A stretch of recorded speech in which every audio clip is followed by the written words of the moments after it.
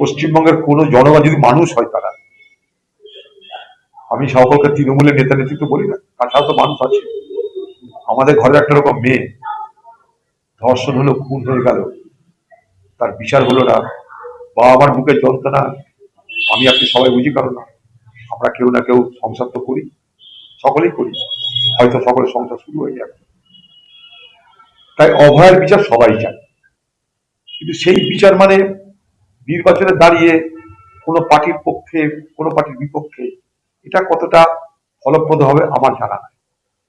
কারণ ভোটটা হয় একটা অন্য রাজনৈতিক সমীকরণের উপরে, সেখানটাই নিশ্চয়ই একটা আর্যিকর বড় একটা ঘটনা, কিন্তু যেহেতু তাদের পরিবারের, তাই তাদেরকেই ভোট করতে হবে, তবে বিচার হবে।